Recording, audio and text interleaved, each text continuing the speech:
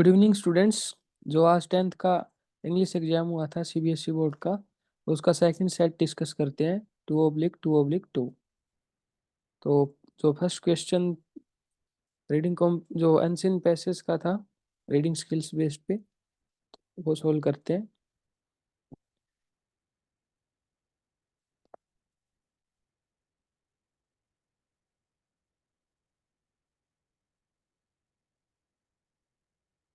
Fossil fuels, ये पहले questions पढ़ लेते हैं ताकि अपने को आइडिया रहे कि क्वेश्चन जो पैसेज है अपने से क्वेश्चंस क्या पूछना चाहते हैं। पैसेज उसके अकॉर्डिंग फिर पढ़ेंगे। तो आइए आगे बढ़ते हैं।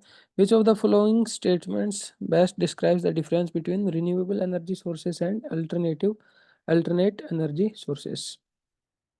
ठीक है। What is the tone of the writer? Para 4 में राइटर की टोन क्या है? Complete the sentence appropriately in the past alternative energy sources were not used much by the consumers because okay the passage includes antonym निकालना है इसमें। And who is the leader of renewable energy pack and why, पढ़ने के बाद पता लगेगा। Based on the reading of the passage examine in about 40 words the difference between geothermal electricity and hydro electricity. ठीक है। What is the message conveyed by the passage? Okay, then state whether the following is true or false. Hydroelectricity as a renewable energy source is used for residential as well as commercial purposes. Okay, देखते हैं फिर passage solve. पहले passage अब पढ़ते हैं। Questions हमने पहले पढ़ लिए ताकि अपने को आइडिया रहे कि क्या क्या हमको इसमें अप्रोच करना है। Fossil fuels, oil, coal and natural gas are our most traditional sources for power generation। की जो फॉसिल फ्यूल्स है ऑयल, कोल और नेचुरल गैस, वो अपने परंपरागत पावर जनरेशन के स्रोत है। The energy that's produced from any source other than fossil fuels is termed as alternative energy. की वो कोई भी एनर्जी जो फॉसिल फ्यूल्स के अलावा हम प्रोड्यूस करते हैं उसको अल्टरनेटिव एनर्जी बोल देते हैं। Between the two sources, using alternative energy has a lower environmental impact। कि between the two sources, using alternative energy has a lower environmental impact। कि alternative energy को जब यूज करेंगे उसका environment पे कम इम्पैक्ट पड़ता है, असर पड़ता है।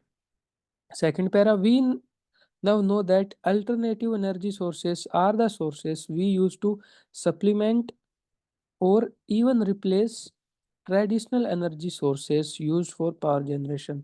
कि अब हमको पता लग गया कि अल्टरनेटिव एनर्जी सोर्सेस क्या है, कि वो वाले एनर्जी सोर्स जो अपने ट्रेडिशनल यानी कि जो फॉसिल फ्यूल्स वगैरह थे उनको रिप्लेस करके यूज किए जाते हैं। यू कुड ऑलमोस्ट से the same thing about renewable energy sources, but और ये सारी की सारी बातें हम रिन्यूएबल एनर्जी सोर्सेस के बारे में भी बोल सकते हैं कि वो फॉसिल फ्यूल्स की जगह उनको यूज किया जाता है। But there is one subtle difference between the two. Subtle होता है बहुत ही बारीक महीन, जिनमें मतलब डिफरेंशिएट करना ही बहुत मुश्किल सा हो जाए। All renewable energy sources fall under the category of alternative energy sources. कि सारे रिन्यूएबल एनर्जी सोर्सेस किस में आते हैं? अल्टरनेटिव एनर्जी सोर्सेस में। But it does not work the other way around. इसको आप पिक्टोरियली समझना चाहो तो इसको इस तरह से विजुअलाइज कर सकते हो कि all energy sources fall under the category of alternative sorry the all renewable energy sources fall under the category of alternative energy sources, but it doesn't work the other way around। कि renewable energy sources जो है, renewable energy sources ये alternative energy sources में तो आते हैं, but vice versa ऐसा true नहीं होता। तो ऐसा इसका पिक्टोरियल आप समझ सकते हो। पिक्टोरियली आपको समझना है तो but it does not work the other way around, कि यहाँ पे क्या हो, अल्टरनेटिव एनर्जी सोर्स हो। ये अल्टरनेटिव एनर्जी सोर्स है, एनर्जी सोर्स। अब समझो, ऐसा आप इस पैराग्राफ में बताया गया है कि इनमें एक तो डिफरेंशिएट करना बहुत मुश्किल होता है, और कि ऑल रिन्यूएबल एनर्जी सोर्सेस जो होंगे वो अल्टरनेटिव एनर्जी सोर्सेस के अंडर आते हैं, लेकिन ऐसा ज़रूरी नहीं है कि अल्टरनेटिव एनर्जी सोर्सेस भी रिन्यूएबल के अंडर आए। तो आई होप कि इस पिक्चर से आप समझ सकते हैं कि जो सेकंड पैरा में क्या समझाया जा रहा है। That's because renewable energy sources are derived from naturally replenished sources or processes of earth such as the sun, wind and water। ऐसा क्यों है? क्योंकि renewable energy sources क्या होते हैं कि नेचुरली उनको ड्राइव किया जाता है रिप्लेनिश सोर्सेस के द्वारा या फिर अर्थ की कुछ प्रोसेस के द्वारा, such as sun, wind and water के द्वारा। We refer to these resources as renewable. हम इनको रिन्यूएबल बोलते हैं या फिर सस्टेनेबल। क्यों? Since unlike fossil fuels this naturally occurring continual renewable makes them inexhaustible. की we refer to these resources as renewable और सस्टेनेबल सिंस इनको रिन्यूएबल या फिर सस्टेनेबल क्यों बोला जाता है? अनलाइक फॉसिल फ्यूल्स की फॉसिल फ्यूल्स की जैसे फॉसिल फ्यूल्स में क्या होता है कि this naturally occurring continual renewable makes them in exhaustible. कि फॉसिल फ्यूल्स में तो क्या था कि वो टाइम के साथ में एग्जॉस्ट हो जाते हैं, लेकिन कि इसमें क्या है कि रिन्यूएबल एनर्जी सोर्स में क्या हो रहा है कि this naturally occurring continual renewal makes them in exhaustible. कि नेचुरली जो ये प्रोसेस है वो बार बार होती है, जिसकी वजह से वो एग्जॉस्ट नहीं हो पाते, खत्म नहीं हो पाते, वो बार बार हम यूज कर सकते हैं, इसलिए उनको क्या बोला गया है? इन एग्जॉस्टिबल बोल दिया गया है। However alternative energy sources are exhaustible. हालांकि क्या है कि अल्टरनेटिव एनर्जी सोर्सेस जो होते हैं वो खत्म हो जाते हैं एंड देयरफॉर नॉट रिन्यूएबल, और इसलिए वो रिन्यूएबल नहीं है। That's the difference. ये डिफरेंस है। फिर आगे समझते हैं कि the equipment necessary to harness energy from alternative sources used to be so expensive कि जो अल्टरनेटिव एनर्जी सोर्सेस से एनर्जी अपने को यदि ड्राइव करनी होती थी तो पहले जो इक्विपमेंट यूज़ किए जाते थे, जो टेक्निक यूज़ की जाती थी, तो वो एक्सपेंसिव बहुत होती थी। Expensive that it wasn't practical for consumer use. की इतना ज़्यादा खर्चा उसमें हो जाता था कि वो कंज्यूमर यूज़ के लिए उसको उपयोग नहीं कर सकते थे। फिर however thanks to increase demand की, पर क्या हुआ कि इंक्रीज डिमांड को थैंक्स देते हुए मोर एक्सपीरियंस्ड एनर्जी डेवलपर्स और नए एक्सपीरियंस्ड एनर्जी डेवलपर्स आ गए। कंपेटिटिव सप्लाई चेन्स की वजह से इम्प्रूव्ड रिन्यूएबल टेक्नोलॉजीज, और रिन्यूएबल टेक्नोलॉजीज जो इम्प्रूव हो गई है आजकल, and enhanced energy efficiency capabilities, और जो आजकल एनर्जी एफिशिएंसी को क्या कर दिया गया है कि एनहेंस कर दिया गया है। एनर्जी एफिशिएंसी कैपेबिलिटी यानी कि वो एनहेंस्ड हो गई है अब। That's no longer the case. कि इन सब कारणों की वजह से, जो ये चीजें इसमें यहाँ से यहाँ तक लिखी हुई है, इन कारणों की वजह से क्या हुआ है कि अब ऐसा नहीं है कि एक्सपेंसिव हो रही है ये अल्टरनेटिव सोर्सेस ऑफ एनर्जी। जो अल्टरनेटिव सोर्सेस ऑफ एनर्जी है आजकल इन चीज़ों की वजह से, जो पास्ट में एक्सपेंसिव होता था अब एक्सपेंसिव नहीं रहा इन सब चेंजेस की वजह से। All thanks however thanks to, इन सबको थैंक्स की increase demand, more experience energy developers, competitive supply chain, improved renewable technologies and enhanced energy efficiency capabilities, that's no longer the case। कि अब ये उतना कॉस्टली महंगा नहीं रहा जितना पहले होता था पहले के टाइम में। समझ पा रहे हो? तो यहाँ तक आई होप आप सबको क्लियर है। अब आगे बढ़ते हैं। फिर when it comes to energy efficiency, तो जब एनर्जी एफिशिएंसी की बात आती है, the leader of the renewable energy pack is wind energy. कि रिन्यूएबल एनर्जी में लीडर कौन है? Wind energy. कब? जब एनर्जी एफिशिएंसी की हमको बात करनी है। Behind wind comes geothermal energy. Wind energy के बाद आएगा geothermal energy, hydro power, nuclear energy and then solar power. किसके बाद क्या आता है? विंड के बाद क्या आएगा? जियोथर्मल एनर्जी, फिर हाइड्रो पावर, न्यूक्लियर एनर्जी, और उसके बाद क्या आएगा? Solar power. Wind power serves both individuals and entire communities. कि जो विंड पावर है वो क्या करती है? एक व्यक्ति को भी और पूरे समुदाय समाज को भी सर्व करती है। It is versatile and can be produced from small scale windmills. It is versatile. Versatile meaning होता है कि एक ही चीज अलग अलग तरीके से यूज की जा सके। उसका मतलब बहुत ही व्यापक जिसका उपयोग हो, यानी कि एक चीज डिफरेंट तरीके से उसके बहुत अलग अलग रूप हो, अलग अलग रूप देखे जा सके। तो इसका मतलब क्या होता है कि बहुतायत में, यानी it is a versatile meaning. की वर्सेटाइल मीनिंग, वर्सेटाइल का मीनिंग क्या है?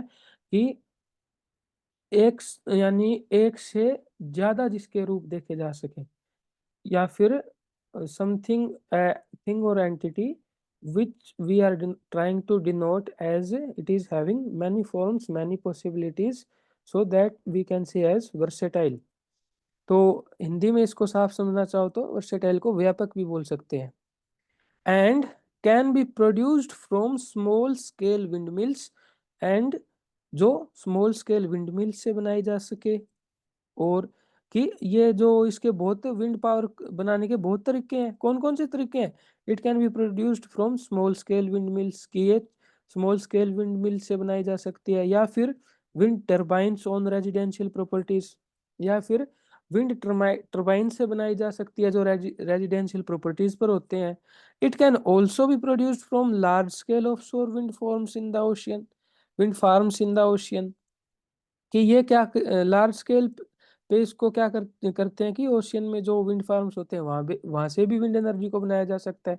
तो कहने का मतलब है विंड एनर्जी ये क्या है कि वर्सेटाइल इन नेचर है, कि स्मॉल स्केल से लेके लार्ज स्केल तक इसको कैसे भी प्रोड्यूस कर सकते हैं।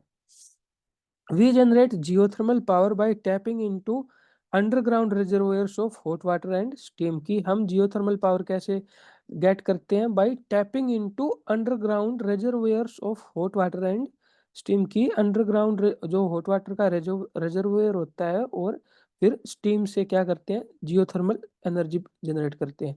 Geothermal electricity can directly heat and cool buildings. Geothermal electricity क्या होती है? वो डायरेक्टली बिल्डिंग को हीट या कूल कर सकती है।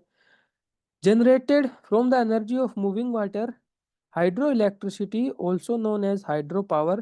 की मूविंग वाटर से हाइड्रो इलेक्ट्रिसिटी प्रोड्यूस की जाती है, और इसको हाइड्रो पावर भी बोलते हैं। Is produced when water behind a dam causes turbine blades to move as it flows through an intake। कि ये क्या होता है कि generated from the energy of moving water hydro electricity is produce. की हाइड्रो इलेक्ट्रिसिटी कब produce की जाती है? जब पानी बहने लग जाए, मूव करने लग जाए, पानी में मूवमेंट हो जब। Is produced when water behind a dam क्या होता है कि causes turbine blades to move. की जो डैम के पीछे वाटर होता है वो क्या करता है? टर्बाइन के ब्लेड्स के ऊपर उसका प्रेशर लगता है, और वो टर्बाइन को मूव कराना शुरू कर देता है जो वाटर आएगा टर्बाइन के ब्लेड्स पे। And to move as it flows through an intake. कि जो वाटर का इनटेक होगा टर्बाइन के ब्लेड्स पे प्रेशर से, जब वो गिरेंगे तब क्या होगा? टर्बाइन का ब्लेड मूव करने लग जाएगा। The turbine blades then rotate a generator to produce electricity that is sent to power homes. कि क्या होएगा उसके बाद में? कि टर्बाइन ब्लेड्स उसके बाद घूमने लग जाएगा, और वो जब घूमने लग जाएगा तो turbine blades then rotate a generator, और वो घूम जब घूमेगा रोटेट है जनरेटर, वो जनरेटर को रोटेट करने लग जाता है। एक जनरेटर बना होता है उसको टर्बाइन ब्लेड रोटेट करने लग जाएगा इस तरह सर्कुलर वे में। और वो जो जनरेटर रोटेट हो रहा है उसकी वजह से क्या होगा? इलेक्ट्रिसिटी प्रोड्यूस की जाएगी, और वो क्या होगा? पावर होम्स जो पावर को संचित, या फिर पावर को क्या कहते हैं उसको? संग्रह संचित, पावर को संचित करे, जो पावर को एक अपने स्टोर करके रखे। यानी कि स्टोरिंग हाउसेस, पावर हाउसेस जैसे इलेक्ट्रिसिटी हाउसेस, उस तरह से क्या हो उनमें पावर होम्स की जहाँ जहाँ पे वो स्टोर किए जा सके, ऐसे वहां पे क्या कर दिया जाएगा, इलेक्ट्रिसिटी को भेज दिया जाएगा उसका उसके स्टोरेज के लिए, ताकि फर्दर उसको डिस्ट्रीब्यूट किया जा सके और छोटे छोटे लेवल्स पे। तो ये कोई इंडस्ट जैसे एक बिजली बोर्ड में क्या भेज दिया जाए, बिजली को भेज दिया जाए स्टोर करके। हाइड्रो इलेक्ट जो हमने क्या पढ़ा अभी, generated from energy, hydro electricity के बारे में, कि हाइड्रो इलेक्ट्रिसिटी जो टरबाइन डैम पे, डैम में की जो डैम्स में क्या हो रहा था, टरबाइन पे पानी गिर रहा है, वो पानी क्या कर रहा है, फिर टरबाइन को घुमा रहा है, फिर टरबाइन जो जनरेटर को घुमा देता है, जनरेटर क्या करेगा, घूमते घूमते इलेक्ट्रिसिटी प्रोड्यूस करेगा। और वो इलेक्ट्रिसिटी कहाँ पे भेजी जाएगी, जैसे एग्जांपल लेके बताऊं मैं, तो कहाँ पे भेज दी जाएगी, जैसे बिजली बोर्ड वगैरह में भेज दी जाएगी। बिजली बोर्ड से वो कहाँ पे जाएगी आगे, जैसे कोई इंस्टीट्यूशन में जाएगी, कोई फैक्ट्रीज में जाएगी, कोई कॉलेज कोई स्कूल में जाएगी, फिर या फिर कहाँ पे आ सकती है, किसी के घर में भेजी जा सकती है। इस तरह से क्या होगा, जो हाइड्रो इलेक्ट्रिसिटी बनी उसको अलग अलग जगह पे पहले पावर होम्स में उसको स्टोर करेंगे, स्टोर की हुई को आगे इलेक्ट्रिसिटी को, स्टोर की हुई इलेक्ट्रिसिटी को डिस्ट्रीब्यूट कर देंगे छोटे छोटे लेवल्स पे।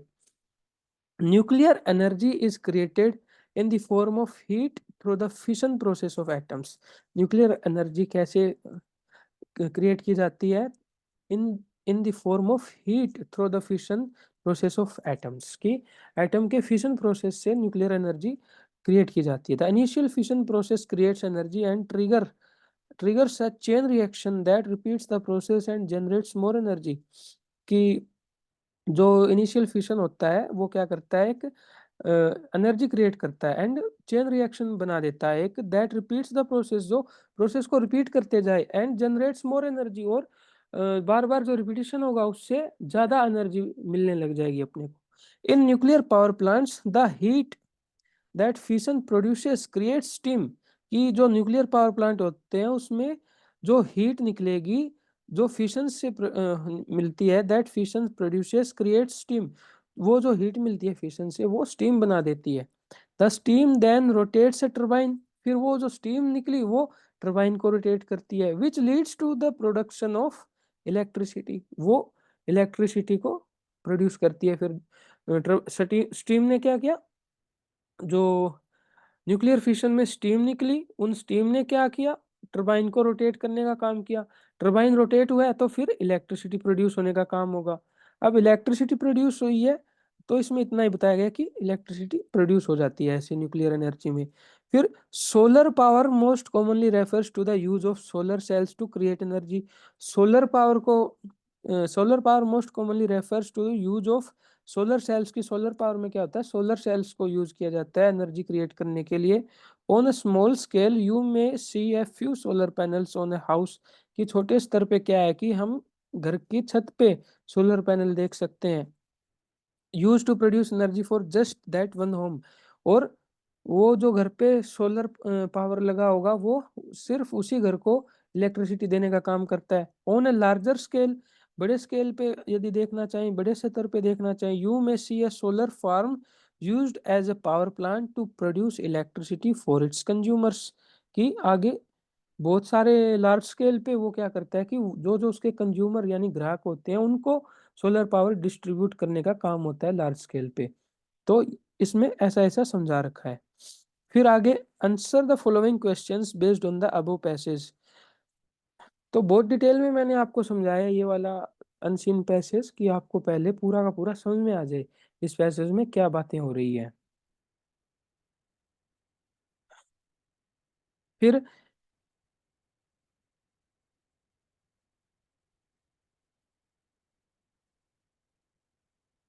Answer the following questions based on the above passage.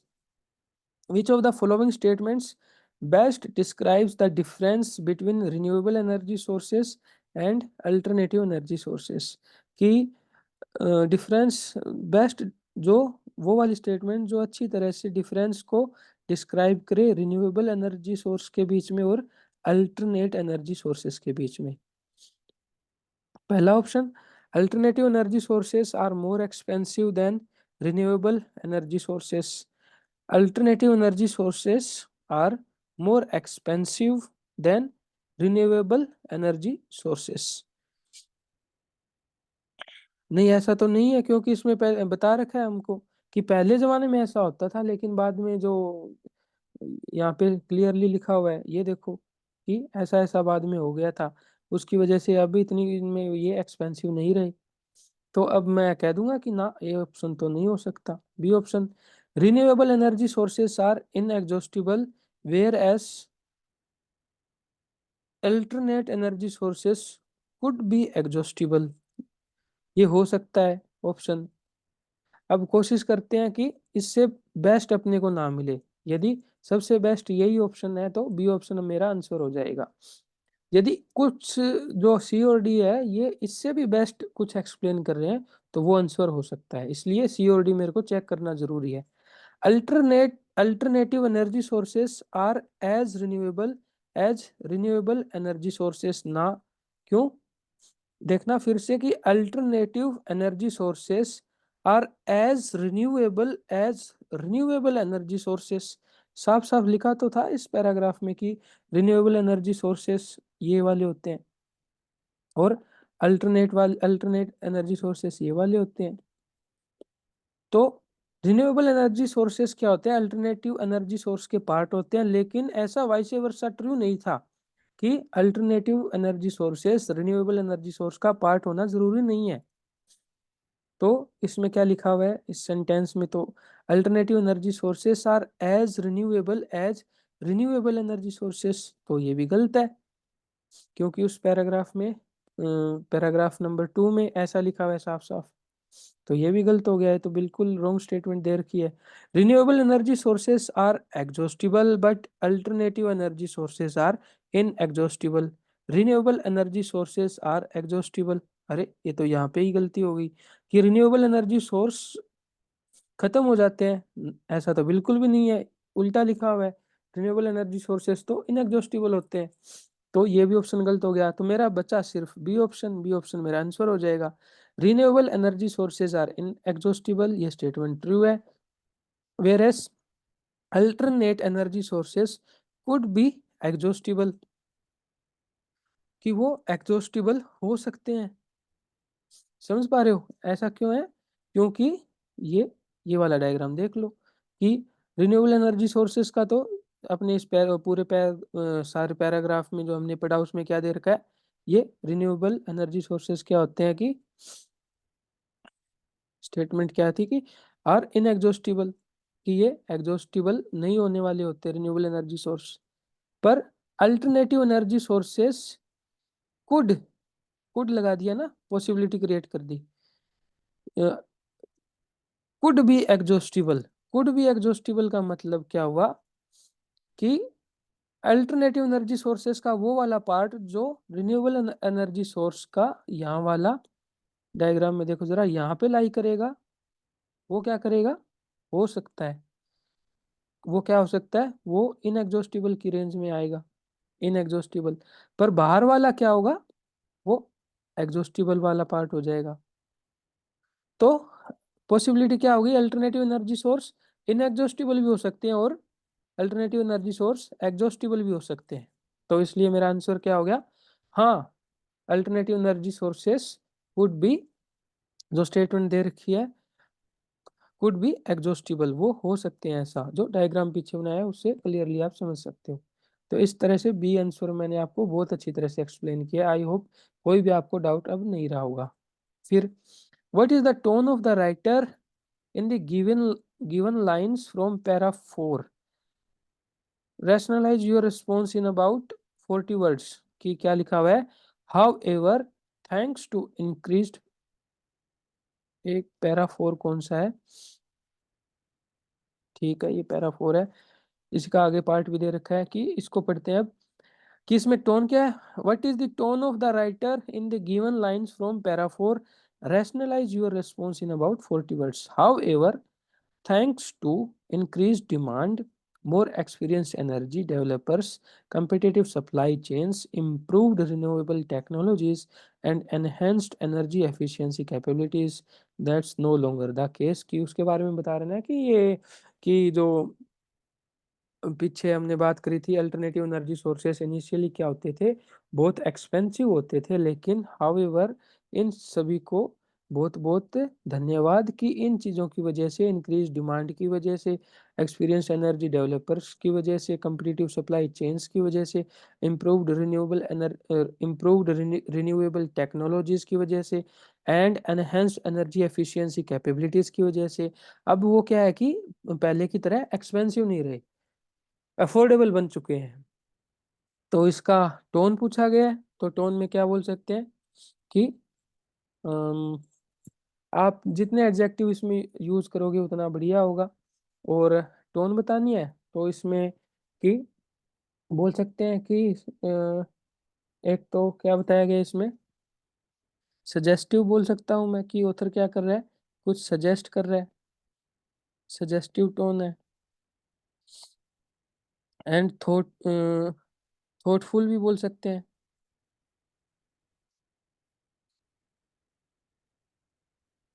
Thoughtful.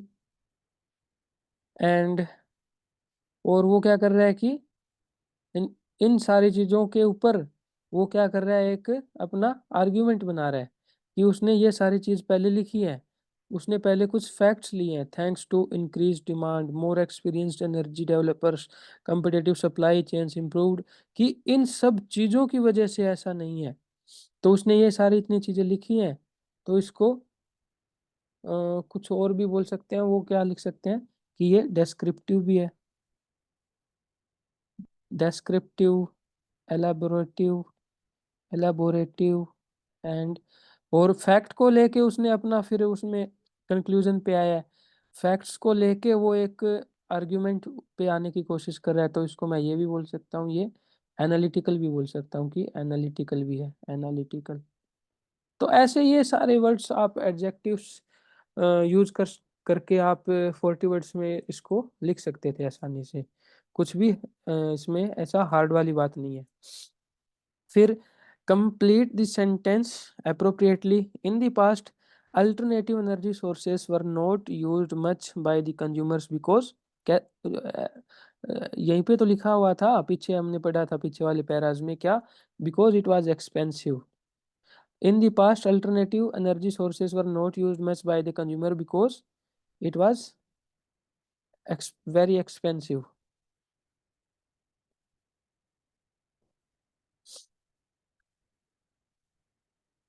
जो यहाँ पे लिखा हुआ है, the equipment necessary used to be so expensive, जो लिखा हुआ है ना कि बहुत ज़्यादा एक्सपेंसिव थे, तो ऐसा कैसा जो कारण यहाँ पे मैंने अच्छी तरह से समझाया था इस पैरा में, वो अपने को लिखना था कि ये एक्सपेंसिव था पास्ट में।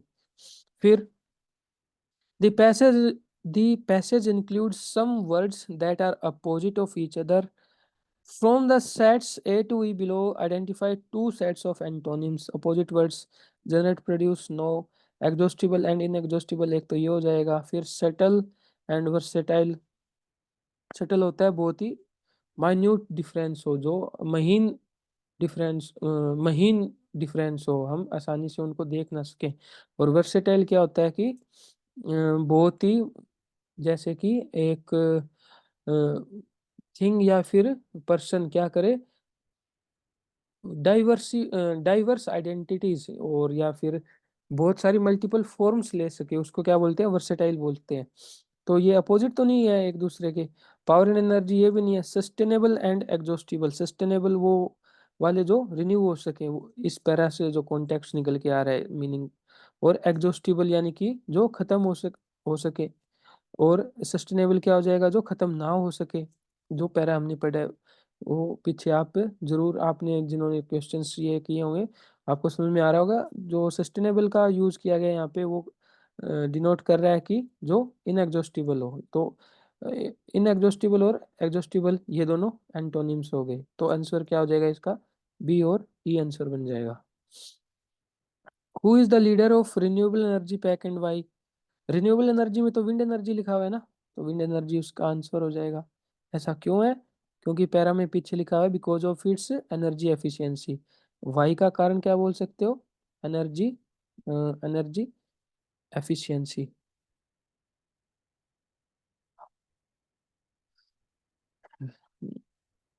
और ज़्यादा एलोबरेट करके लिखना था तो because of good energy efficiency, ऐसे लिख सकते थे इसको। तो ये भी हो गया। Based on the reading of the passage examine in about 40 words the difference between geothermal electricity and hydro electricity. Geothermal और हाइड्रो इलेक्ट्रिसिटी में डिफरेंस क्या है, पढ़ ले। ये पैराग्राफ आपने पढ़ा है, और इस पैराग्राफ के अकॉर्डिंग क्या कर सकते हैं कि जियोथर्मल और हाइड्रो इलेक्ट्रिसिटी में डिफरेंस बोलना है। We generate geothermal power by tapping into underground reservoirs of hot water and steam. Geothermal electricity can directly heat and cool buildings generated from the energy of moving water. Hydroelectricity is produced when water behind a dam. कि इसमें आप difference ये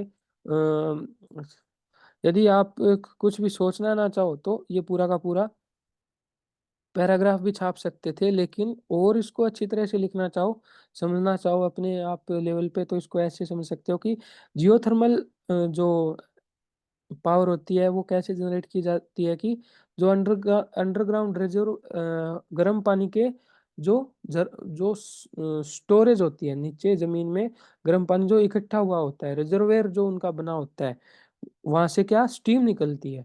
उन जो उनमें reservoir बने होते हैं नीचे अंडरग्राउंड, और उनमें पानी इतना इस तरह से इकट्ठा हुआ होता है कि वो उनमें ऑलरेडी इतनी हीट एनर्जी होती है।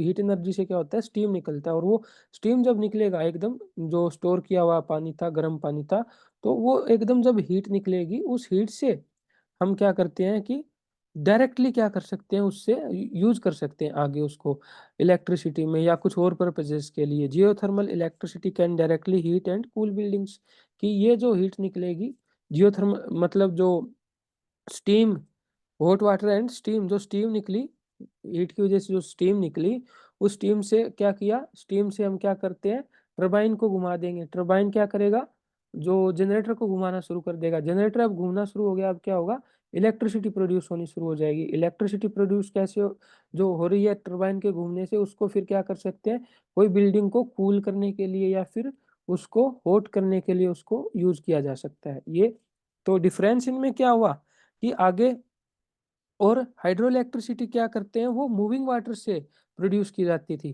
पर जो जियोथर्मल एनर्जी है वो कैसे यूज की जाती है कि जो धरती में जहाँ पे गर्म पानी स्टोर होता है रिजर्वोयर्स में, वो गर्म पानी हॉट वाटर से जो स्टीम निकलता है, स्टीम निकलती है, तो वो स्टीम निकलने की वजह से टरबाइन मूव होता है। टरबाइन मूव करेगा तो जनरेटर रोटेट करेगा, जनरेटर रोटेट करेगा तो इलेक्ट्रिसिटी प्रोड्यूस होगी। और इसमें डिफरेंस हाइड्रो इलेक्ट्रिसिटी और इसमें डिफरेंस क्या है, तो ये हाइड्रो इलेक्ट्रिसिटी बता दिया कि मूविंग वाटर से प्रोड्यूस किया जाता है। जो जैसे डैम में पानी एकदम टरबाइन पे गिरेगा, ऊपर से नीचे आता है, तो वो टरबाइन को ऐसे रोटेट करना शुरू कर देगा। इसमें पानी आ रहा है, घूम मूविंग वाटर है, उसमें मूवमेंट है, पानी की गति की वजह से यहाँ पे क्या हो रहा है कि टरबाइन घूम रहा है। तो डिफरेंस आई होप आपको समझ में आ गया होगा इनमें। फिर आगे बढ़ते हैं। तो ये डिफरेंस आपने ऐसे लिख देना था, और आगे इसको भी एलिब्रेट कर सकते थे कि आपकी जियोथर्मल जो जियो थर्मल पावर जो होती है वो क्या करते हैं, रिजर्वायर ऑफ हॉट वाटर से प्रोड्यूस की जाती है। और इसमें जो ये होता है हाइड्रो इलेक्ट्रिसिटी, वो क्या होता है, डैम से प्रोड्यूस की जाती है। डैम से क्या होता है, टरबाइन ब्लेड्स घूमने शुरू हो जाएंगे, और वो क्या करेंगे आगे, टरबाइन ब्लेड क्या करते हैं आगे, जनरेटर को रोटेट करना शुरू कर देते हैं, और जनरेटर जब रोटेट होगा तो इलेक्ट्रिसिटी प्रोड्यूस होना शुरू हो जाएगी, और वो फिर क्या होता है कि आगे पावर होम्स को भेज दिया जाता है। तो मेन डिफरेंस बताना था, आप बहुत अच्छे से इसको लिख सकते थे। अभी बहुत अच्छे से मैंने इसको आपको एक्सप्लेन किया है, तो आसान क्वेश्चन था ये भी। Then what is the message conveyed by the passage, ये जो पूरा पैसेज हमने पढ़ा है, पढ़ लेते हैं। चार ऑप्शन पढ़ने चाहिए, कोई मतलब पढ़ने क्यों चाहिए, कभी ये अपने को लगने लग जाए कि ये आंसर हो सकता है, लेकिन कई बार क्या होता है उससे भी बेटर अपने को ऑप्शन मिल सकता है, तो इसलिए सारे पैसेज हमेशा पढ़ने चाहिए, सारे ऑप्शंस में मेरे अकॉर्डिंग आपको पढ़ने चाहिए। देन इसका मैसेज क्या है, only those energy sources should be used which are renewable. Only those energy sources should be used which are renewable, ना ऐसा तो इसमें नहीं लिखा हुआ। ये तो फार फेच्ड स्टेटमेंट है, ऐसा कुछ लिखा हुआ नहीं है। जितना अपने को पैराग्राफ दिया गया है ना, उससे अपने को समझना है क्या दिया हुआ है। ये तो बहुत आगे, ऐसा कुछ भी नहीं दिया हुआ। कंफ्यूज कर रहा है जानबूझ के कि only those energy sources should be used which are renewable, कि वो वाले एनर्जी सोर्स ही मेरे को यूज करने हैं जो रिन्यूएबल है। ऐसा तो कुछ लिखा हुआ ही नहीं है यहाँ पे। एक्सप्लेन किया गया है चीज़ों को, रिन्यूएबल एनर्जी के बारे में, फोसिल फ्यूल्स के बारे में, अल्टरनेटिव एनर्जी सोर्सेस के बारे में, पर ऐसा तो कुछ लिखा हुआ नहीं है ना। तो ये सिर्फ और सिर्फ ताकि कंफ्यूज हो जाओ देख देख के। बी ऑप्शन क्या है? Wind energy is a renewable as well as in exhaustible source of energy. Wind energy is a renewable, ठीक है, as well as in exhaustible source of energy. हाँ, ये स्टेटमेंट तो ठीक है, पर ये पैसेज की थोड़ी वो है, आइडिया कन्वे कर रहा है, मैसेज कन्वे कर रहा है, ऐसा तो थोड़ी है। तो यहाँ पे भी आप कंफ्यूज हो जाते हैं कि स्टेटमेंट सही लग रही है, पर स्टेटमेंट का सही होना थोड़ी है मेन। अपने को तो पैसेज में मैसेज क्या मिल रहा है वो देखना है। There are plenty of renewable energy sources that can be use to replace traditional energy sources. And D है, alternative energy sources are the emerging energy trends and are still evolving. C और D में आपको देखना था, इन दोनों की fight है यहाँ पे। तो सी पढ़ते हैं पहले। सी क्या है? There are a plenty of renewable energy sources, की रिन्यूएबल एनर्जी सोर्सेस बहुत ज़्यादा है, that can be used to replace traditional energy sources. वो उनको यूज करके क्या कर सकते हैं, बहुत सारे रिन्यूएबल एनर्जी सोर्सेस है, उनको यूज करके हम क्या कर सकते हैं, ट्रेडिशनल एनर्जी सोर्सेस को रिप्लेस कर सकते हैं। एक बात बताओ, आपने जो पूरा पैसेज पढ़ा उसमें ऐसा कुछ दिया हुआ है क्या? ध्यान से पढ़ना। स्टार्टिंग हमने कैसे करी थी कि फॉसिल फ्यूल्स क्या होते हैं, फिर हमने बात करी अल्टरनेटिव एनर्जी रिसोर्सेस क्या होते हैं, फिर हमने बात करी रिन्यूएबल एनर्जी रिसोर्सेस क्या होते हैं। लेकिन कहीं पे भी ऐसा थोड़ी कहा गया है कि जो रिन्यूएबल एनर्जी रिसोर्सेस है वो ट्रेडिशनल एनर्जी रिसोर्सेस को रिप्लेस कर सकते हैं। ये तो फार फेच्ड स्टेटमेंट लग रही है कि पैराग्राफ से, पैराग्राफ में दिया हुआ तो नहीं है, लेकिन उससे आगे कहीं खाली पुलाव में कोई स्टूडेंट खो जाए और ऐसा हो सकता है आपका मतलब यहाँ पे एंगेजमेंट कराने के लिए, और कई बच्चे सी को क्या पता कराए हो, पर ऐसा नहीं होगा। डी ऑप्शन ज्यादा फिट बैठ रहा है। इसमें क्या बोल रहा है? Alternative energy sources are the emerging energy trends. क्यों? ये जो अल्टरनेटिव एनर्जी सोर्सेस के कितने डेफिनेशन इसमें पार्ट्स बता रखे हैं। विंड एनर्जी बताया है, न्यूक्लियर एनर्जी बताया है, जियोथर्मल एनर्जी बताया है, हाइड्रो इलेक्ट्रिसिटी के बारे में बताया, न्यूक्लियर एनर्जी के बारे में बताया, कितना तो इसने एक्सप्लेन कर दिया। Alternative energy sources are the emerging emerging energy trends, की ये नए नए अल्टरनेटिव एनर्जी सोर्सेस क्या है, नए नए इमर्जिंग ट्रेंड्स है, नए नए ट्रेंड्स आ रहे हैं। एंड आर स्टिल इवॉल्विंग, हाँ ये इवोल्व हो रहे हैं। देखो कि पहले क्या विंड एनर्जी आया और उनमें कितना कितना आगे इवोल्यूशन हो रहा है। कि पहले स्टार्टिंग में देखो स्टेट पैराफोर में क्या लिखा हुआ था पहले, कि बहुत ज्यादा एक्सपेंसिव होते थे, लेकिन फिर वो बहुत सारे कारण बताए थे। क्या ये कारण हो गए कि इनकी वजह से इंक्रीज डिमांड, ये सारा ये जो लिखा हुआ है, ये इन सब की वजह से क्या हुआ, वो पहले तो एक्सपेंसिव जो थे वो एक्सपेंसिव होना बंद हो गए, चीप हो गए, सबके लिए एक्सेसिबल हो गए। और उसके बाद क्या हुआ, फिर इवोल्यूशन हुआ ना, एक तो कि ये पहले भाई ये सारी increase demand, experience energy developer, competitive supply chains, improved renewable technologies, enhanced energy efficiency capabilities. तो ये सब कारणों की वजह से एक तो वो जो पहले महंगे थे अब वो अफोर्डेबल सस्ते हो गए सबके लिए। तो ये एक चेंज आया, पहला तो यहीं पे देखने को मिल गया। चेंज इवोल्यूशन यानी कि इवोल्व होना, कुछ चेंज होना, टाइम के साथ में बदलता जाना।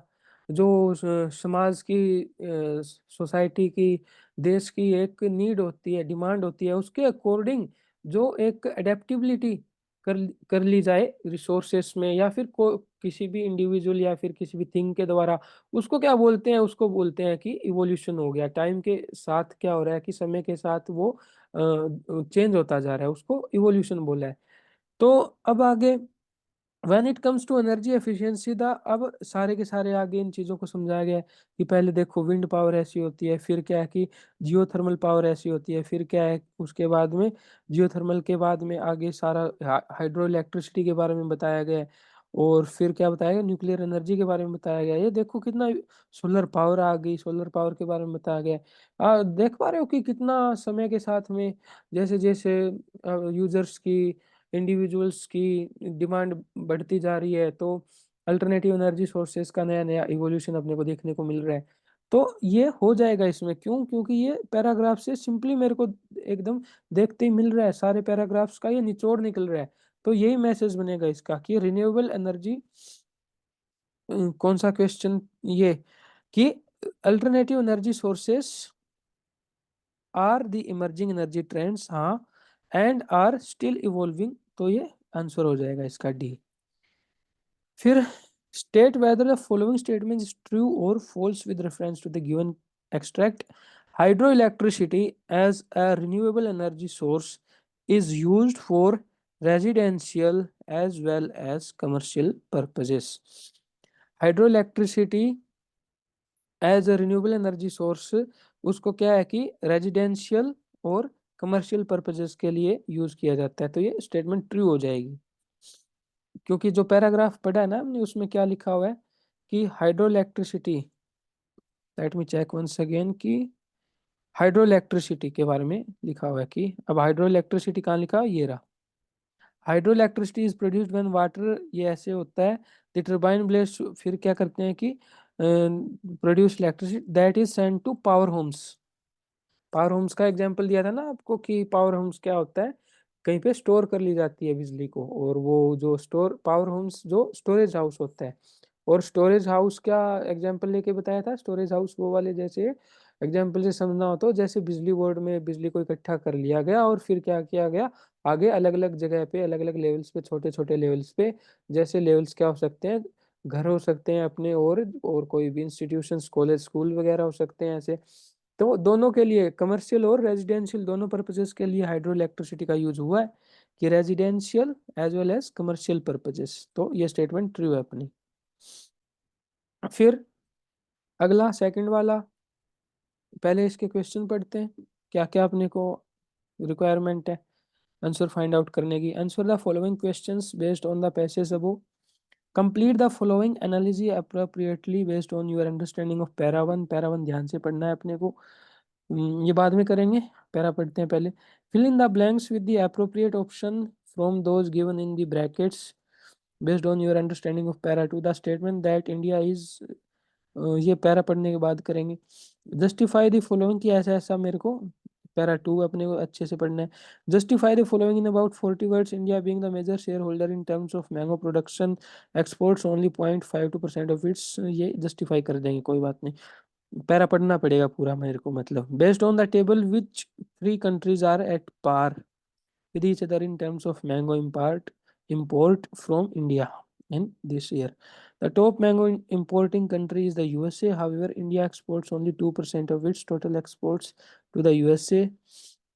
State any one inference that can be drawn, कर लेंगे पैरा, पूरा ही पढ़ना पड़ेगा मेरे को। ऐसा कुछ भी नहीं है कि इसमें कुछ अपने को छोड़ना, छोड़ते तो काम चल जाता। In the given sentence taken from para 2, select the option that correctly replaces the underlined, इसमें एंटोनिम फाइंड आउट करना है। Why is India described as largest producer of mangoes in the world? तो ये पैरा पढ़ना पड़ेगा मेरे को पूरा ही। Which of the following is the main take away from the study mentioned in the passage. अब सेंट्रल आइडिया पूछ लिया तो ये तो फिर सारा ही पढ़ना पड़ेगा, जब सेंट्रल आइडिया पूछ लिया जाए तो कुछ छोड़ नहीं सकते हम। तो इतना ही था, अब शुरू करते हैं फिर इसका, कि mango is Asia's most popular fruit, okay, and it has gained popularity around the world, ठीक है, कि मैंगो एशिया का पॉपुलर फ्रूट है और पूरे वर्ल्ड में इसने क्या किया है कि पॉपुलैरिटी को गेन किया है। It has long been a component of culture and religion as a useful and tasty fruit, की ये कल्चर और रिलीजन का एक हमेशा से कंपोनेंट, लॉन्ग बीन हमेशा बहुत लंबे टाइम से कल्चर और रिलीजन का पार्ट रहा है, एंड एज अ यूजफुल, और एक यूजफुल और टेस्टी फ्रूट की तरह भी इसका एप्लीकेशन उपयोग रहा है। In addition to taste, taste होने के साथ साथ, in addition to taste it has many good qualities, कि टेस्ट तो है ही और इसके साथ साथ क्या है कि इसमें बहुत सारी गुड क्वालिटीज़ भी हैं बहुत, thus making it to be called as king of fruits, इसलिए इसको किंग ऑफ फ्रूट्स बोलते हैं। Major major mango growing states in India include Andhra Pradesh, Uttar Pradesh, Karnataka, Bihar, Gujarat and Tamil Nadu. Andhra Pradesh and Uttar Pradesh are the leading states in the mango production. तो ये सारे facts हैं, ऐसा कुछ नहीं है। तो ये तो इनमें कुछ सोचना समझना अपने को जरूरत नहीं है कि ऐसा ऐसा है कि मेजर मैंगो ग्रोइंग स्टेट्स क्या है इंडिया में, आंध्र प्रदेश, उत्तर प्रदेश, कर्नाटका, बिहार, गुजरात, तमिलनाडु। आंध्र प्रदेश और उत्तर प्रदेश क्या है कि ये लीडिंग स्टेट्स है, सबसे ज्यादा इनमें मैंगो का प्रोडक्शन होता है, आंध्र प्रदेश में और उत्तर प्रदेश में। तो पैरा वन पढ़ लिया, फिर para two. Mango is grown in an area of 5.58 million hectares of area in the world. ठीक है, ये अगेन एक फैक्चुअल डाटा है, फैक्चुअल सेंटेंस है, इसमें फैक्ट कुछ फैक्ट के ऊपर सेंटेंस बनाया गया है। India is the largest producer of mangoes with 46.02 and 45.88% of the total world area and production। कि India is largest producer of mangoes, कि इंडिया मैंगोस का लार्जेस्ट प्रोड्यूसर है with 46.02 and 45.88% of total world area, की total world area का क्या है 46.02 है, and production क्या है 45.88। अगेन क्या है कि ये एक फैक्चुअल बेस्ड पूरा सेंटेंस बना दिया गया है। However India being the major shareholder in terms of mango production, हालांकि इंडिया मैंगो प्रोडक्शन में एक मेजर शेयर होल्डर है, इसके बावजूद भी क्या हुआ, exports only 0.52% of its total production, की सबसे बड़ा प्रोड्यूसर भी है। तो इसके ऐसा होने के बावजूद भी ये 0.52% ऑफ इट्स टोटल प्रोडक्शन क्यों एक्सपोर्ट करता है, इसका कारण क्या है वो आगे पढ़ते हैं।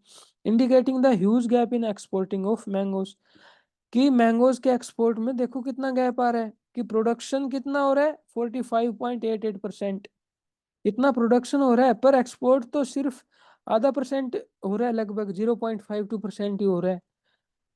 ऐसा ह्यूज गैप आ गया प्रोडक्शन में और एक्सपोर्ट में, ऐसा क्यों है, पढ़ेंगे आगे सेंटेंस में, क्या पता दिया हो, पर ये अभी इतना इसमें लिखा हुआ है ऐसा है। आगे क्या दिया है, पेरू एक्सपोर्ट्स अबाउट 46%, कि देखो पेरू क्या करता है 46% एक्सपोर्ट करता है, थाईलैंड 24% एक्सपोर्ट करता है, मैक्सिको 18% एक्सपोर्ट करता है, और Brazil 11% of their total mango production, जो उनका इन देशों में इतना मैंगो प्रोडक्शन होता है तो उसका पेरू 46% बाहर एक्सपोर्ट कर रहा है, थाईलैंड 24% एक्सपोर्ट कर रहा है, मैक्सिको 18% एक्सपोर्ट कर रहा है, ब्राजील 11% एक्सपोर्ट कर रहा है, लेकिन अपना इंडिया तो 0.52% एक्सपोर्ट कर रहा है।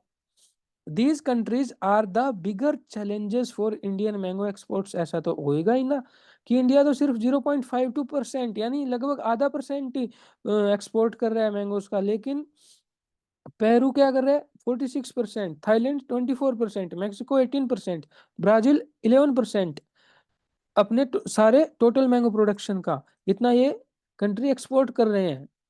These countries are bigger challenges for Indian mango exports, तो ऐसा तो ये इंडिया के लिए बिगर चैलेंज, बड़ी चुनौती तो होंगे ना, कि इंडिया तो सिर्फ आधा परसेंट एक्सपोर्ट कर पा रहा है, ये देखो कितनी ह्यूज क्वांटिटीज में अपना एक्सपोर्ट कर पा रहे हैं आराम से।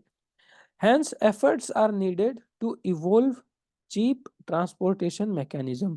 इसलिए अपने को एफर्ट्स डालने जरूरी है to evolve cheap transportation mechanism, की सस्ती ट्रांसपोर्टेशन मैकेनिज्म को इवोल्व करने की अपने को जरूरत है, उसमें एफर्ट डालने जरूरी है। increase the trade agreements with major importing countries and enhance the productivity।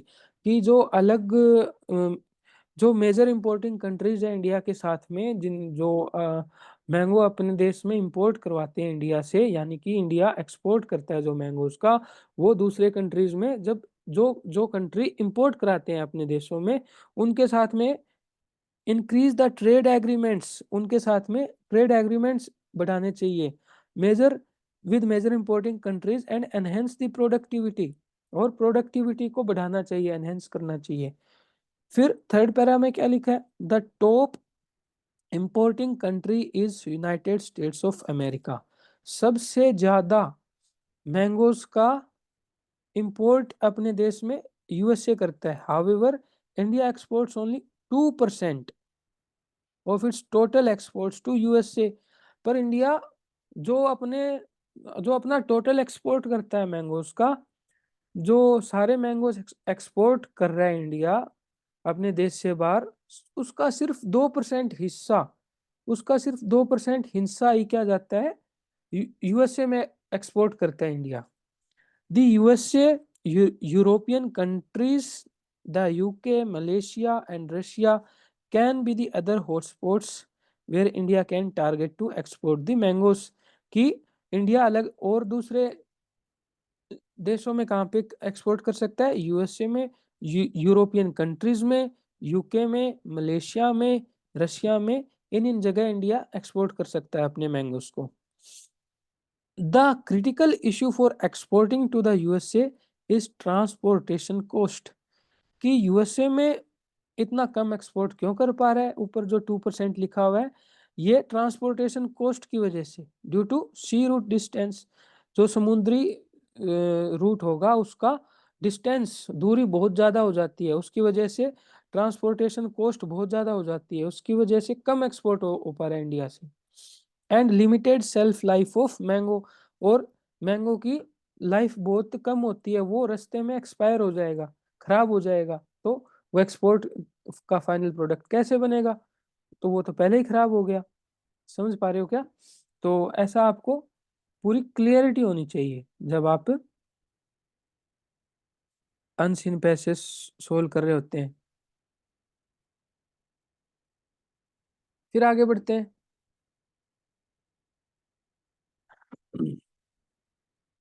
And limited self life of mangoes.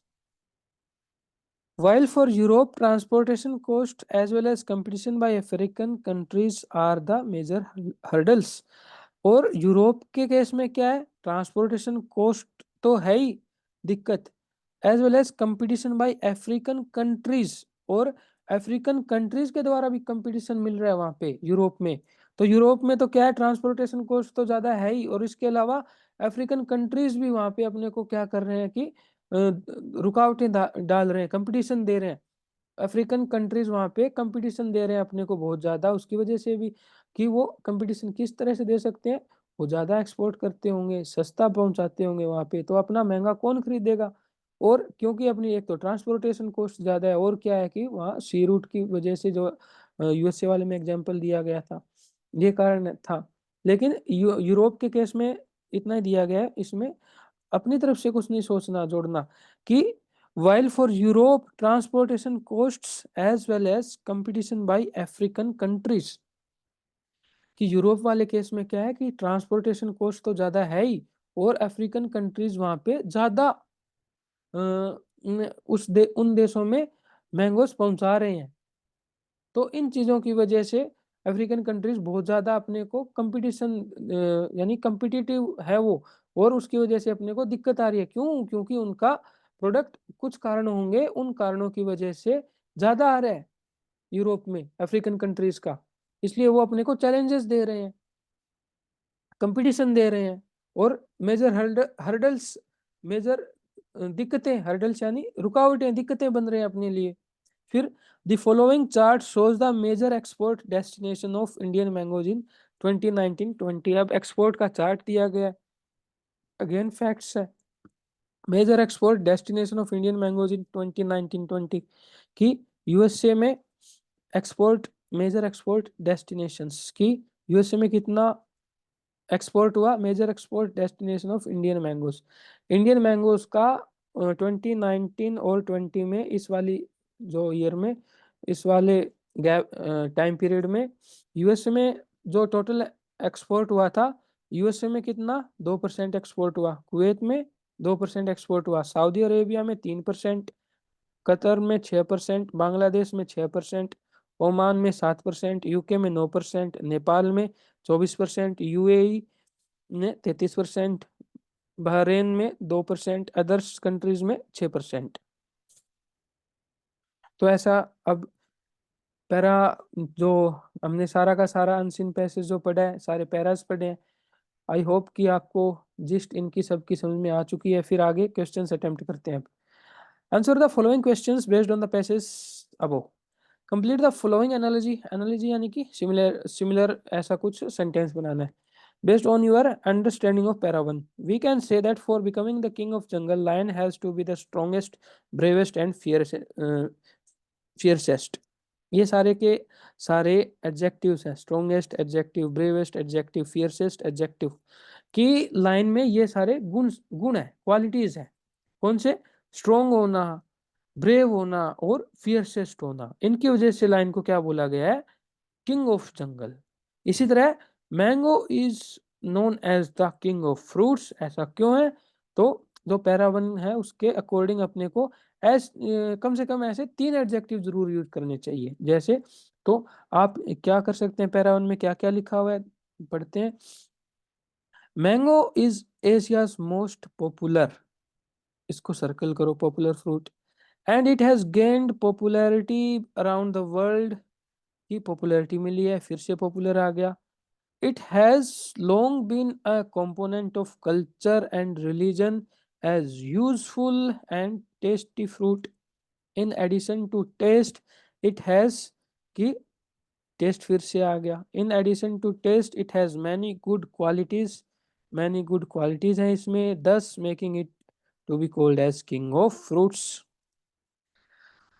तो आपने क्या क्या यूज करना है कि एक तो पॉपुलर है ये, एक यूजफुल है, टेस्टी है और बहुत मैनी गुड क्वालिटीज है इसमें। तो ऐसी एनालॉजी आपको बनानी है कि mango is known as king of the fruits because it is popular, useful, tasty और क्या क्या था इसमें, and has many good qualities.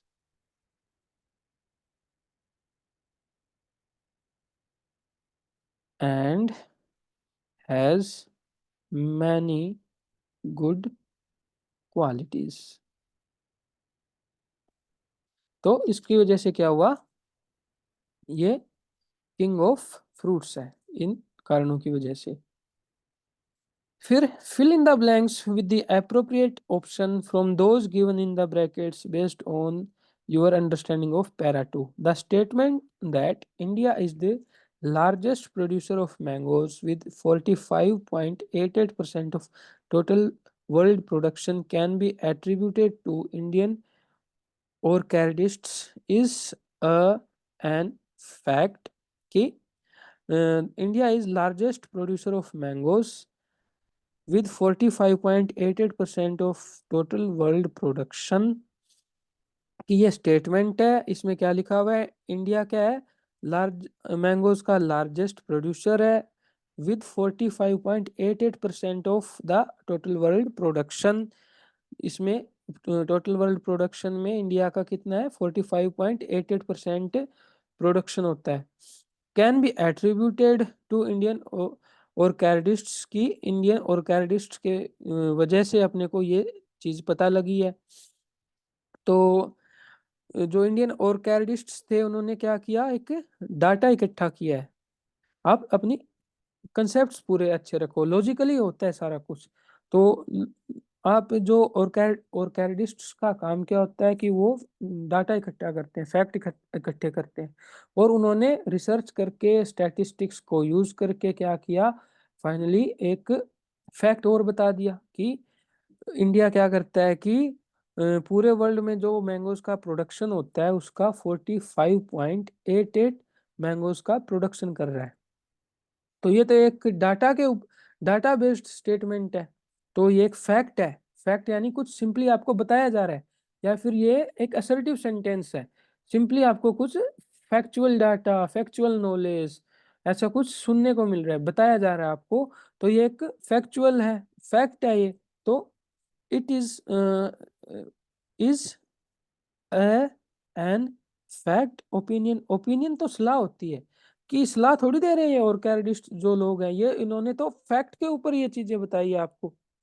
तो fact, it is the fact, है fact, because it is a या फिर एन सब्जेक्टिव जजमेंट या फिर ऑब्जेक्टिव डिटेल।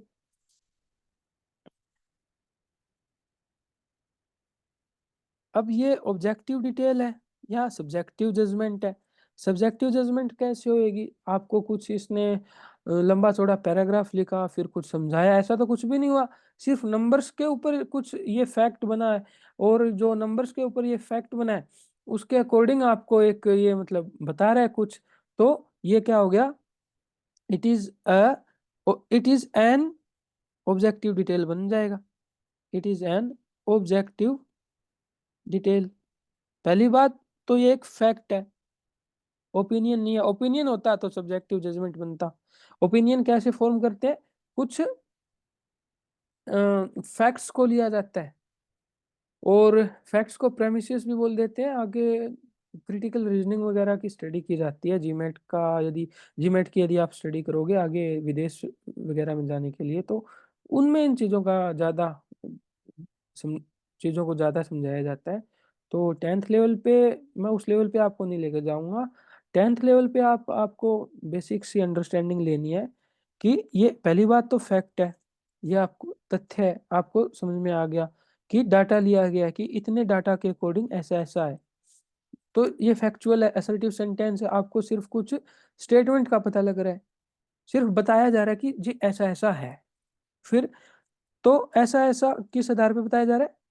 डाटा के अकॉर्डिंग, डाटा के आधार पे, कुछ मैथमेटिकल डाटा के आधार पे, यानी क्वांटिटेटिव डाटा के या फिर मैथमेटिकल डाटा के आधार पे बताया जा रहा है। तो इसको क्या बोलूंगा?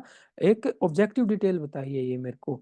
ऐसा कुछ भी नहीं है कि कुछ एक्सप्लेन किया है लंबा चौड़ा, कुछ पैराग्राफ लिखा है, देखो जी ऐसा था फिर ऐसा था, तो इन सब कारणों की वजह से ऐसा ऐसा हो गया, ऐसा कुछ इसमें एक्सप्लेन नहीं किया गया है। तो सिर्फ और सिर्फ फैक्ट बताया गया है। और फैक्ट में भी क्या है? Numerical data 45.88%, quantitative data, mathematical data, numerical data लिया गया है। तो उसकी वजह से ये उसको बोलूंगा कि एक एन ऑब्जेक्टिव डिटेल है ये, उनको बोलते हैं ऑब्जेक्टिव डिटेल। तो इसमें ये क्वेश्चन ठीक होने के लिए आपकी वोकेबलरी स्ट्रांग होना जरूरी थी, और गुड रीडिंग हैबिट आपको हो तो ये क्वेश्चन आपका ठीक हो जाता। और वैसे भी एक जो टेंथ लेवल की अंडरस्टैंडिंग होती है, बहुत से बच्चे इसको ऐसे भी ठीक करके आ गए होंगे कि हमको फील आ रही है कैसी कि फैक्ट लिखा है, फिर कि आगे एन ऑब्जेक्टिव डिटेल आंसर होना चाहिए, ऐसा ऐसा सेंस बन रहा है, कुछ ऐसा ऐसा इसमें फिटिंग सी बैठ रही है। तो ऐसे भी आप इसको समझ सकते थे, एक बिल्कुल बेसिक फाउंडेशनल अंडरस्टैंडिंग के तौर के रूप में। फिर justify the following in about 40 words. India being the major shareholder in terms of mango production, exports only 0.52% of its total production. India being the major shareholder in terms of mango production की, जो एक तो यहाँ पे कि 45.88% जो सारे world का है, इंडिया में मैंगोज का प्रोडक्शन हो रहा है, ऐसा है। फिर भी क्या है कि exports only 0.52% of its total production, कि सिर्फ और सिर्फ 0.52% ही बाहर एक्सपोर्ट कर पा रहा है। ऐसा क्यों है? क्योंकि सारा पैराग्राफ हमने बड़ी कंसंट्रेशन के साथ में पढ़ा है, तो उसमें आप फिर से यदि इसको रिविजिट करें, पीछे वीडियो को करके देखना, तो उसमें आपको क्या समझ में आएगा कि एक तो ऐसा क्या था कि जैसे यूएसए में क्या था, ट्रांसपोर्ट कर रहे थे हम सिर्फ एक्सपोर्ट्स ओनली, इसको जस्टिफाई करना है। हाँ जी ठीक है, करते हैं। यूएसए में क्या कर रहे थे? बहुत कम एक्सपोर्ट कर रहे हैं हम। जो टोटल एक्सपोर्ट करता है इंडिया, इसको ऐसे इंग्लिश में बना के लिखना था कि जो टोटल एक्सपोर्ट किया जा रहा है इंडिया के द्वारा मैंगोज का, उसका सिर्फ 1 तो 2% यूएसए में पहुंचा रहा है इंडिया। और उसके कारण क्या क्या थे कि high transportation cost, high transportation cost, इसकी वजह से मैंगो महंगे हो जाते हैं उधर। अपना महंगा सामान कौन खरीदेगा, इसको इंग्लिश में बना के लिखना था ऐसे। बाकी कंट्रीज तो सस्ते दे रहे हैं अपनी ट्रांसपोर्टेशन कॉस्ट। और वो इतनी ट्रांसपोर्टेशन कॉस्ट किसकी वजह से हुई? सी की डिस्टेंस की वजह से, समुद्री डिस्टेंस जो ज़्यादा ट्रैवल करना पड़ता है मैंगोज को जाने के लिए, उसकी वजह से महंगे हो गई। और दूसरे कंट्रीज वाले तो सस्ते दाम पे वहां पे पहुंचा रहे हैं, तो अपना इतना महंगा सामान कौन खरीदेगा उधर? एक तो ये इसमें हर्डल हो गई। और दूसरा इसमें रुकावट क्या थी कि मैंगोज की लाइफ शॉर्ट थी, कि मैंगोज क्या करते थे, रास्ते में खराब हो जाते थे due to low shelf life of mangoes. एक सेकंड कारण ये लिखना था। फिर इसके अलावा यूएसए वाला एग्जांपल समझा देते ऐसे, और यूरोपियन कंट्रीज का समझा देते कि यूरोपियन कंट्रीज में क्या था कि उधर की similarly in the European countries also India is facing these major issues. These are first transportation cost, ये तो एज इट इज जो यूएसए वाले के केस में है। एंड उसमें क्या था? Competition from the African countries. तो ये आपने लिखना था कि अफ्रीकन कंट्रीज भी अपने को वहां पे बहुत ज्यादा कंपटीशन दे रहा है, उसकी वजह से अपने को बहुत दिक्कतें आ रही है। क्यों? क्योंकि अफ्रीकन कंट्रीज कुछ ना कुछ कारणों की वजह से, या तो वहां पे कुछ ट्रेड एग्रीमेंट्स उन्होंने किए होंगे, ऐसा भी पैरा में लिखा हुआ है कि ट्रेड एग्रीमेंट्स इंडिया करे जो जो जिन जिन देशों में इंडिया एक्सपोर्ट करता है अपना। तो कुछ भी कारणों की वजह से अफ्रीका का माल वहां पे ज्यादा आ रहा है यूरोप में, यूरोपियन कंट्रीज में।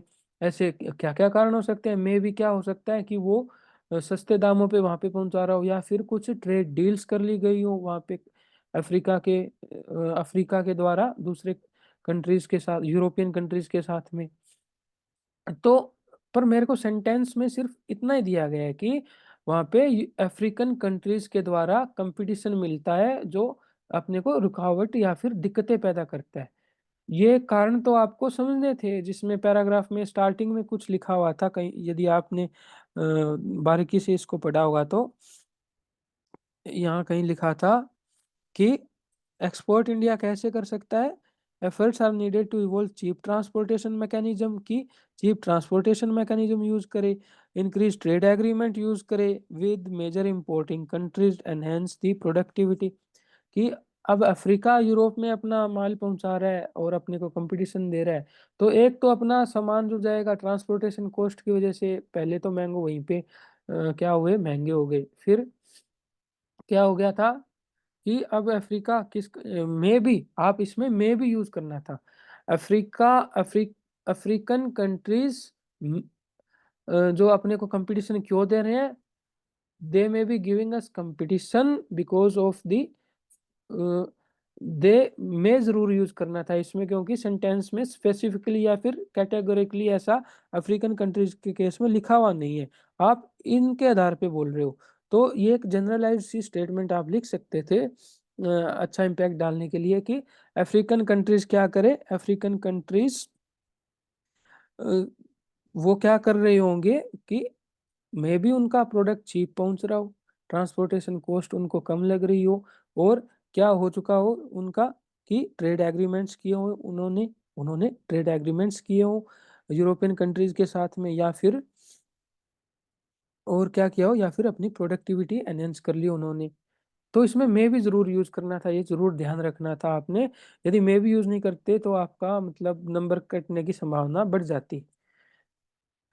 तो ऐसे इसको जस्टिफाई कर सकते थे आप। फिर based on the table which three countries are at par with each other in terms of mango import from India, कि इंडिया जो मैंगोज पहुंचा रहा है दूसरे कंट्रीज में, एक्सपोर्ट कर रहा है, वो कौन कौन से कंट्री एक दूसरे को टक्कर दे रहे हैं अपना देश में मैंगो इंपोर्ट करवाने के लिए। तो कौन कौन से इसमें टक्कर दे रहे होंगे? पहला,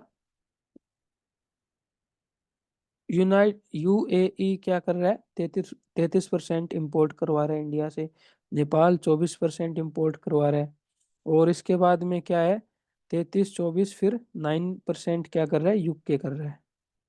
बाकी सब नंबर छोटे छोटे हैं। तो ये तीन कंट्रीज आपस में एक दूसरे को टक्कर दे रहे हैं। ये इसका आंसर लिखना था, यूके, नेपाल एंड यूएई।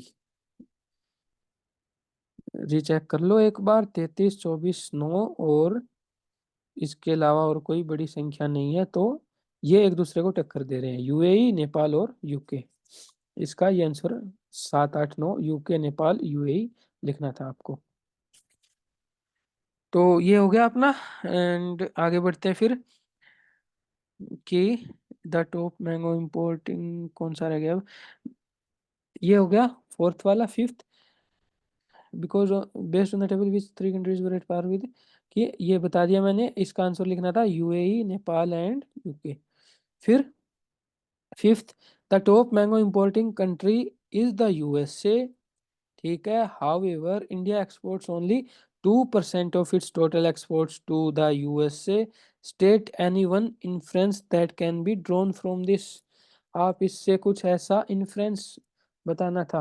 आप कुछ इससे इन्फ्रेंस यानी कि कुछ छोटा सा कंक्लूजन, मिनी कंक्लूजन जिसको बोल सकते हैं, कि इससे आप क्या समझते हैं इतनी सी स्टेटमेंट से। Top mango importing country is the USA, कि यूएसए सबसे ज्यादा मैंगोज का इंपोर्ट करता है अपने देश में। हाउएवर इंडिया एक्सपोर्ट्स ओनली 2%, कि यूएसए क्या करता है कि सबसे ज्यादा अपने कंट्री में मैंगोज का इंपोर्ट करता है, लेकिन इंडिया फिर भी क्या करता है? India exports only 2% of its total exports to USA, कि यूएसए में मैंगोज की इतनी डिमांड होने के बावजूद भी इंडिया अपने टोटल प्रोडक्शन का, कि नो, टोटल एक्सपोर्ट का, India exports only 2% of its total exports to the USA, कि जो टोटल एक्सपोर्ट इंडिया करता है, जो टोटल एक्सपोर्ट इंडिया मैंगोज का कर रहा है, उसका सिर्फ और सिर्फ 2% ही अमेरिका में पहुंचाता है इंडिया। तो इससे एक मिनी कंक्लूजन आपको, एक state any one influence that can be drawn from this, इससे आप एक छोट स्टेट एनी वन इन्फ्लुएंस को एक इन्फ्लुएंस लिखो इस स्टेटमेंट से, कि तो क्या लिख सकते हैं इसमें? India exports only 2% of its total exports to the USA. तो आप इसमें लिख सकते थे कि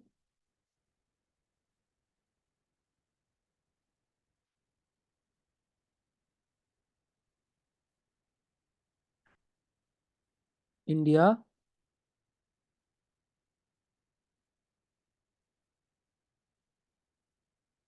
despite being the largest producer of the mangoes in the world, of the mangoes in the world, exports only, पीछे इसमें पैराग्राफ में अपने को दे रखा था नंबर, कितना एक्सपोर्ट करता है इस, एक्सपोर्ट्स ओनली 0.52%, इसको यूज करना है इधर। Exports only 0.52% of its total production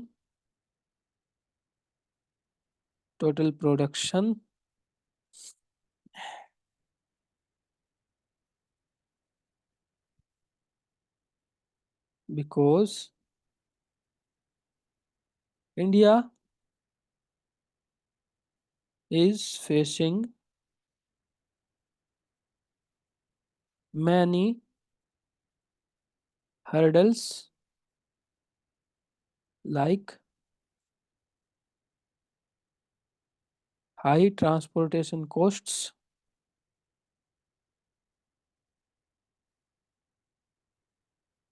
high transportation costs, low shelf life of mangoes,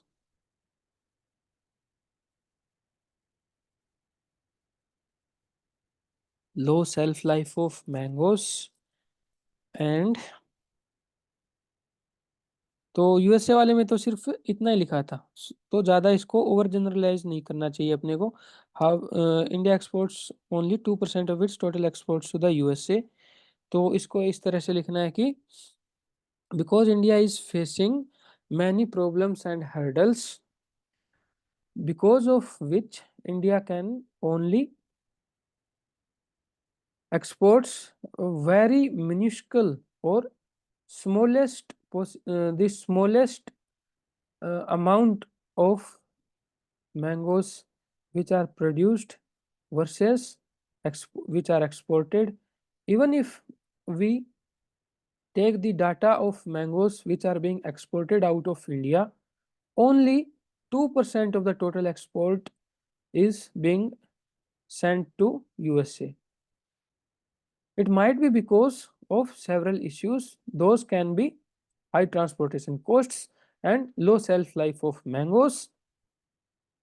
Hence, we can say that due to several hurdles and problems of the total exports of the mangoes which throughout a session India is doing.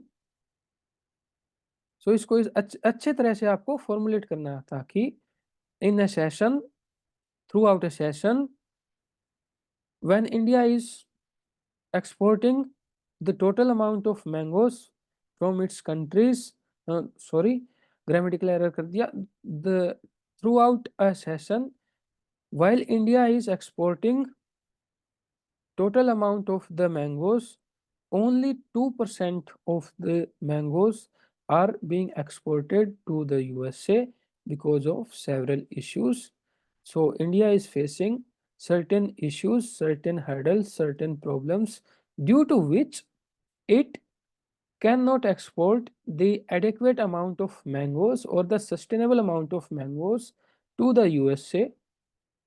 सो इस तरह से आपको formulate करना था। फिर से इसकी एक छोटा सा मतलब समरी आपको समझाना चाहूँ तो इन्फ्रेंस आप इस स्टेटमेंट से क्या निकाल सकते हैं कि यूएसए में इंडिया सिर्फ अपने एक्सपोर्ट का 2% ही एक्सपोर्ट कर पा रहा है, ऐसा ऐसा इसमें स्टेटमेंट में लिखा हुआ है। तो इसके आधार पे आप क्या लिख सकते हैं कि आपको सिंपली जैसे आप अपनी आम भाषा में समझाना चाहते हो, किसी को समझाओ तो कि ऐसा है कि यूएसए में सिर्फ 2% ही अपने टोटल एक्सपोर्ट का इंडिया क्यों एक्सपोर्ट कर रहा है कि उसका कुछ कारण हुआ होगा कि इंडिया क्या कर रहा है, कुछ इश्यूज फेस कर रहा होगा, जैसे ट्रांसपोर्टेशन कॉस्ट वगैरह का इशू, मैंगो का जल्दी खराब होने का इशू। तो ये सारे के सारे इश्यूज के कारण इंडिया क्या करता है, बाहर अपने मैंगोज का जितना प्रचुर मात्रा में जो एक्सपोर्ट होना चाहिए वो कर नहीं पा रहा। कुछ जो ये कारणों इन कारणों की वजह से एक्सपोर्ट एडिक्वेट अमाउंट में, सस्टेनेबल अमाउंट में इंडिया कर नहीं पा रहा। सो इस तरह से आप इन्फ्रेंस एक ड्रॉ कर सकते थे। तो इसके लिए रिक्वायरमेंट क्या थी आपको कि आप सम लॉजिकली आपके दिमाग में ये क्लियर होना था पैसेज। फिर in the given sentence taken from para 2, select the option that correctly replaces the underlined word with its most likely antonym। तो एंटोनिम फाइंड आउट करना है चैलेंजेस का। These countries are the bigger challenges for Indian mango exports. तो find out करते हैं इसका। Enigmas, enigmas नहीं होगा, चैलेंजेस चुनौतियां होती है, एनिग्मास होता है कि जैसे पहली बोल सकते हैं इसको, कुछ पहली हो उसको अनिग्मा बोल देंगे, या फिर कोई मिस्टीरियस पर्सन हो उसको अनिग्मेटिक पर्सन बोल देंगे। तो इसका इसके साथ सेंस नहीं निकल रहा। सॉल्यूशंस हो सकता है, देखते हैं। प्रोवोकेशंस ये भी नहीं होगा, किसी आदमी को आप प्रोवोक कर दो, जैसे कुछ उत्तेजित कर दो, गुस्सा वगैरह दिलवा दो, तो प्रोवोकेशंस उस सेंस में यूज किया जाता है। डिस्प्यूट्स लड़ाई वगैरह के सेंस में यूज किया जाता है। तो ये तो सिनोनिम की तरह इसके साथ में डिस्प्यूट फिट हो सकता था, पर अपने को पूछा है एंटोनिम, तो इसका आंसर हो जाएगा अपना सॉल्यूशंस, फिट बैठेगा इधर चैलेंजेस के साथ। These countries are the bigger solutions for, antonym find out करना है ना, चैलेंजेस का एंटोनिम क्या होगा, सॉल्यूशंस।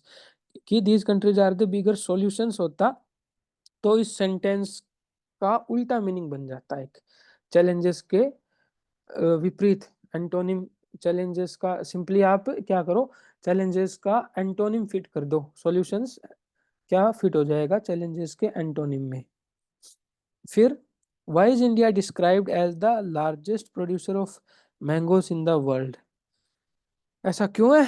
पैरा 1 में ऐसा लिखा हुआ है कि why is India described as largest producer of mangoes in the world, कि भारत में why is India described as largest producer of mangoes in the world, कि पूरे विश्व में भारत मैंगोज का सबसे ज्यादा प्रोडक्शन करता है। ऐसा क्यों है, ऐसा क्यों डिस्क्राइब किया गया पैरा में, वो पढ़ने के बाद क्लियर होगा। तो फिर से जो पैरा पढ़ा था आपने कि mango is Asia's most popular fruit, ये लिख सकते थे। And it has gained popularity around the world, इसने पूरे वर्ल्ड में पॉपुलैरिटी, ये नहीं लिखना था। It has long been a component of culture and religion as a useful and tasty fruit, ये लिख सकते थे। In addition to taste, it has many good qualities, thus making it called as king of the fruits, लिख सकते थे। Major mango growing states in India, तो ये सब तो था एक छोटा सा सेकेंडरी हिस्सा।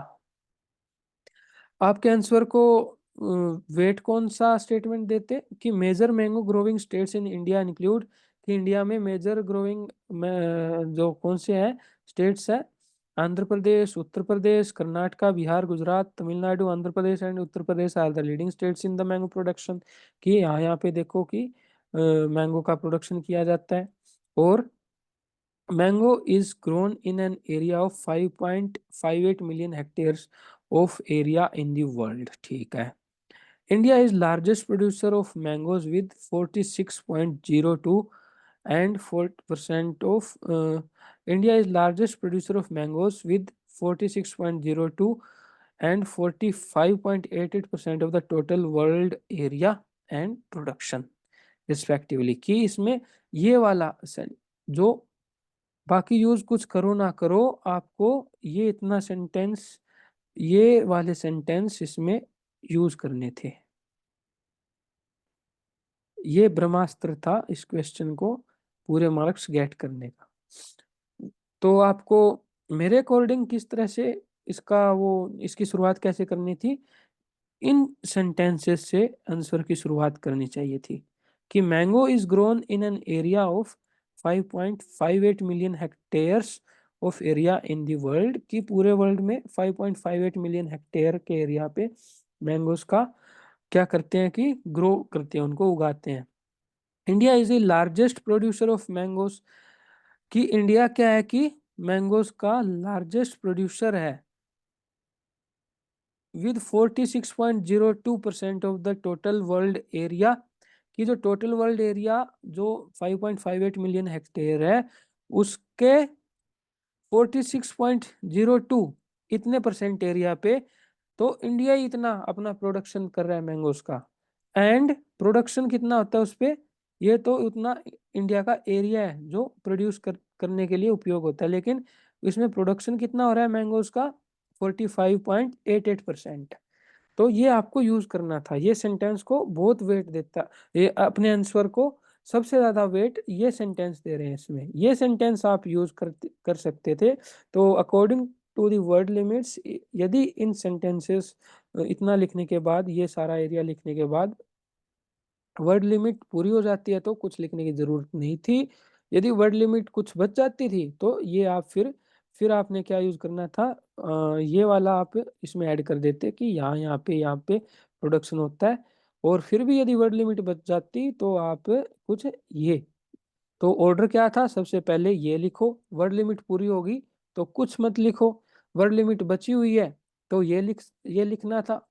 और अभी वर्ड लिमिट पूरी होगी तो इसको छोड़ देना था, वर्ड लिमिट अभी भी बची हुई थी तो ये थोड़ा सा और कुछ इसके वर्ड्स यहाँ से कीवर्ड्स उठा के लिख सकते थे आप। तो ऐसे आपको जो अनसीन पैसेज है उनको अप्रोच करना चाहिए। फिर आगे बढ़ते हैं, तो ये भी जस्टिफाई कर दिया मैंने। Why is India described as largest producer of mangoes in the world, ठीक है। Which of the following is the main take away from the study mentioned in the passage, कि ये जो सारा पैसेज आपने पढ़ा, इसमें मेन टेक वे आप क्या समझे। जो बेसिकली आप ये समझ लो सेंट्रल आइडिया क्या है पूरे पैसेज का। India needs to produce more mangoes so that more can be exported. सारे स्टेटमेंट पढ़ो एक बार। B, the UAE imported most mangoes from India in 2019-20, कि यूएई ने सबसे ज्यादा 33% इंपोर्ट करवाए हैं। तो फैक्चुअली तो ये सही है, पर ये कोई सेंट्रल आइडिया थोड़ी है। बहुत सारे बच्चे यहाँ पे गड़बड़ मारते हैं कि ये फैक्चुअली स्टेटमेंट को सही देख लिया और आंसर रख दिया कि ये आंसर हो जाएगा। नहीं, ये स्टेटमेंट तो सही है, पर क्या है, सेंट्रल आइडिया थोड़ी है पूरे पैसेज का। फिर तो ये तो नहीं हो रहा, क्योंकि जो मैंने अंडरस्टैंडिंग करी है इतनी टाइम पैसेज को पढ़ के, ये बिल्कुल नहीं हो रहा उसमें। फिर India is the largest producer of mangoes and by putting in more efforts, कि ये तो ठीक है, India is the largest producer of mangoes, हाँ ऐसा है। And by putting in more efforts has the potential to be the largest exporter too. हो सकता है ये आंसर, अभी और पढ़ेंगे अभी। More study is needed to find ways to increase the export of mangoes from India. ये तो फार फेच स्टेटमेंट है कि पैसेज जो लिखा हुआ है, जितना पैसेज लिखा हुआ है उसके आधार पे मेरे को लिखना है। ये तो पैसेज के बाहर का ही कुछ आगे उसको ओवर जनरलाइज किया जा रहा है। तो ये आंसर वैसे स्टेट फैक्चुअली तो ये ठीक है, लेकिन कई बार दिमाग में आएगा भी आपके कि ऐसा हो सकता है, पर ये ऐसा पैसेज में नहीं लिखा हुआ। ये पैसेज से फार फेच्ड है और ओवर जनरलाइज कर दिया गया पैसेज को, तो ये भी मेरा आंसर नहीं हो सकता। अब बचा कौन सा, ऑप्शन सी और ए। क्या, India needs to produce more mangoes so that more can be exported. अरे इंडिया तो पहले ही बहुत ज्यादा प्रोडक्शन कर रहा है, तो ये तो यहीं पे फैक्चुअली रॉन्ग हो गया। India needs to produce more mangoes, कि मैंगोज तो सारे वर्ल्ड में सबसे ज्यादा इंडिया ही प्रोड्यूस कर रहा है, लेकिन उनका एक्सपोर्ट नहीं हो पा रहा कुछ कारणों की वजह से। तो ये यहीं पे खत्म हो गया इसका रोल, तो ये आंसर ए भी नहीं हो सकता। अब सी, वैसे ऑप्शन से एलिमिनेट कर रहे हो तो सारे ऑप्शन नहीं बैठ रहे, सी बैठ जाएगा। और इसका आपको लॉजिक जानना है, तो India is the largest producer of mangoes, हाँ, एंड ये सेंटेंसेस में दिया, ऊपर पैराज में दिया हुआ है, India is the largest producer of mangoes and by putting in more efforts, और ज्यादा एफर्ट्स लगा के, has the potential to be the largest exporter too, और कि प्रोडक्शन तो इंडिया सबसे ज्यादा करता ही करता है, और इसमें पोटेंशियल है कि और कुछ एफर्ट्स लगा के ये और ज्यादा एक्सपोर्ट बाहर, मतलब और ज्यादा एक्सपोर्ट भी कर सकता है। अभी हो नहीं रहे इतने एक्सपोर्ट, क्योंकि उनमें कुछ अपने को इंडिया को दिक्कतें आ रही है, लेकिन इसमें क्या है कि पोटेंशियल है to be the largest exporter, पर by putting in more efforts, कुछ और मेहनत करके इंडिया क्या कर सकता है, वो उसमें पोटेंशियल है कि वो लार्जेस्ट एक्सपोर्टर भी बन जाए वर्ल्ड में। तो सी ऑप्शन बिल्कुल लॉजिकली कि सेंट्रल आइडिया इसका दे रहा है, सारे की सारी स्टडी का जो हमने किया है, जो पैरा पूरा, जो पैसेज, जो सारे पैराज हमने पढ़े हैं पैसेज में, तो ये मोस्ट लॉजिकली पूरे पैरा को समराइज कर रहा है, सेंट्रल आइडिया दे रहा है अपने को। आई होप आपने ये दोनों पैसेज सही किए होंगे। फिर आगे ग्रामर का, क्योंकि आज की वीडियो इसमें पैसेज को बड़े डिटेल में मैंने एक्सप्लेन किया है, ताकि आप एक अप्रोच को समझ सको। कोई भी अनसीन पैसेज हो पहले उसको, तो यदि आपको स्ट्रेटेजी जानना है तो कि क्या करना था, कि स्ट्रेटेजिकली यदि आपको पेपर को अप्रोच करना था तो क्या करना था, कि पहले आपको करना था कि रीडिंग जो अनसीन पैसेजेस होते हैं उनको मेरे अकॉर्डिंग लास्ट में किया करो आप, ताकि आप एक तो स्टार्टिंग में यदि सोल्व करने बैठ जाओगे तो क्या होगा, आप इन पे टाइम बहुत ज़्यादा लगा दोगे, और ये आपका कुछ दिमाग का कंसंट्रेशन मांगते हैं और पेशेंस मांगते हैं। तो स्टार्टिंग में यदि टाइम लगा दोगे तो बाकी का बच जाएगा, लास्ट का कुछ आपका छूटने का डर रहता है। तो जो जो मतलब रीडर का सेक्शन होता है, रीडर वाला और लेटर वगैरह और वो वाला हो गया, और आपका लिटरेचर का बता ही दिया, और ग्रामर भी इजी है 10th की। तो ये वाली चीजें आप जल्दी पहले किया करो। तो ये जल्दी हो जाती है। पहले आप इन सारी चीज़ों को किया करो और फिर जो लास्ट में टाइम आप मैनेज करके रखा करो। पहले आपने प्रैक्टिस भी करी होगी कि सैंपल पेपर वगैरह सोल्व करके, तो लास्ट का जो टाइम होता है पेशेंटली आपको आइडिया लग जाता है कि 2 पैसेज है, तो इक्वली आप कोशिश करें कि उनको डिवाइड कर दें और आप लास्ट में इनको किया करो। तो लास्ट में जब आप करोगे तो आप फिर आपको क्या करना था, सबका एक पैरा बाय पैरा आपको पढ़ना था, क्योंकि सब में सेंट्रल आइडिया पूछ रखे थे दोनों पैसेज में, तो आप कुछ भी स्किप नहीं कर सकते थे इसमें। और पहले आप क्या किया करो, क्वेश्चंस पढ़ लिया करो। यदि किसी में सेंट्रल आइडिया ना पूछा होता तो ऐसे कुछ पैरा अपने को बिना पढ़े ही काम चल जाता।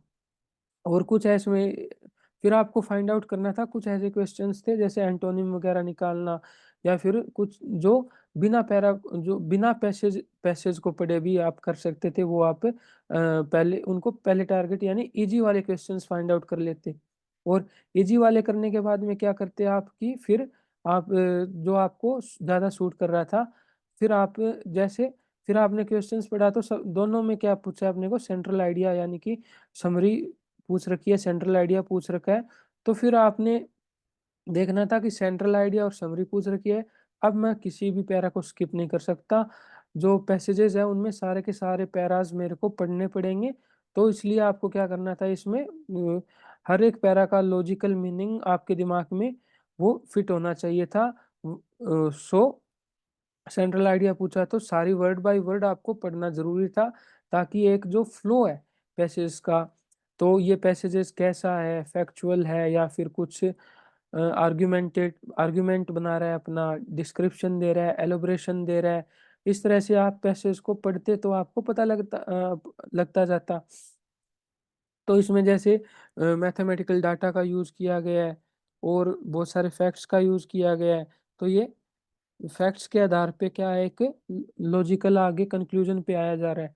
तो आप जैसे-जैसे प्रैक्टिस इसमें आपको ज़रूरत थी सारे टाइप के अनसीन पैसेजेस की। तो आई होप कि आपने दोनों पैसेज सही किए हो। आंसर एंड सॉल्यूशन आंसर की और सॉल्यूशन मैंने आपको प्रोवाइड कर दिया है, और बाकी बचा हुआ जो पार्ट है वो नेक्स्ट सेशन में जल्दी करेंगे। Thank you and have a nice day.